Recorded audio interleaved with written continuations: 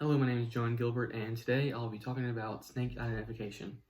Now, snakes are fascinating creatures that could very well put you in the hospital or even kill you. Um, I'm sure just like I have, many of you have been walking around the woods, outside your homes, or even inside your homes, and have stumbled across a snake. Being able to identify these snakes is so important if you're in the situation or you like being up close and personal with snakes like I do, or you just like being outside. Now, the factors I'll be talking about today are head shape / facial features, colors, and patterning. All the information that I have is either from personal experience and learning along the way, or I got from the Louisiana Department of Wildlife and Fisheries website. So first, let's talk about head shape. Now, 5 out of the 7 venomous species that are native to Louisiana are a type of pit viper. Those include the eastern diamondback rattlesnake, the timber rattlesnake, the pygmy rattlesnake, the water moccasin / cottonmouth, or the copperhead. Now, all these snakes have sort of a blocky, square head. Unlike non-venomous species, that most of the non-venomous species that are found here in Louisiana, they have more narrow and slender, smooth heads. The reason why these snakes are called pit vipers is because they have a hole in the side of their face right behind their nostril that replaces the loreal scale on most non-venomous species of snake. It is a heat-seeking pit that allows them to detect temperature changes in their area. So if they're too cold, they can go to a place to warm up, or if they're too hot, they can go to a place to cool down. Much easier, and it helps them also find prey items because they can detect their body heat.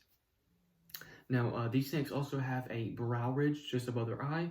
Unlike most of the other non-venomous species, they don't have one. Also, most of the non-venomous species that are found here in Louisiana, which I think is quite funny, they have a scale pattern around their mouth that makes it look like they have lips. Now, if you ever get too up close for comfort with these snakes, then you would notice that they have what looks like cat eyes.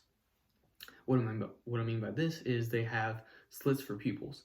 Now, their pupil size and shape can change depending on the lighting and the time of day. But if you're going to find them when it's bright outside, they would usually have slits for pupils. Now, most non-venomous species have circular pupils no matter the time of the day. And let's say you weren't able to see the snake's head, or you're too far away to see its facial features, then you would rely on coloring and patterns to identify the snake.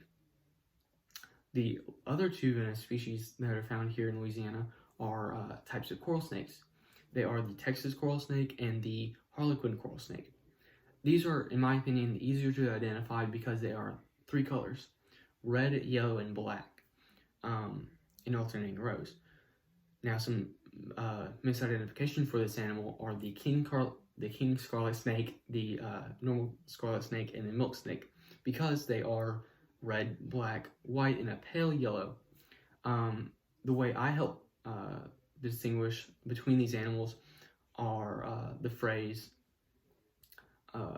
red on black, venom it lacks, or red on yellow, will kill a fellow, or various variations of that phrase.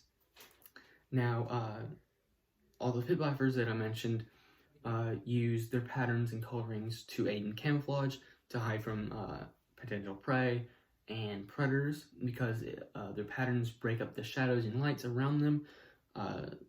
This is why so many people step on snakes, is because they're so good at camouflage. But coral snakes take a different approach to this. They use what's known as aposematic coloring.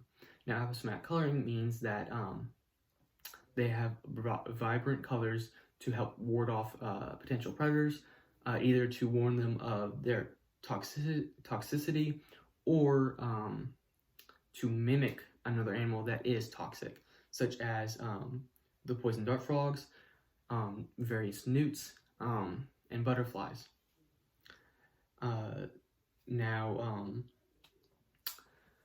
Also,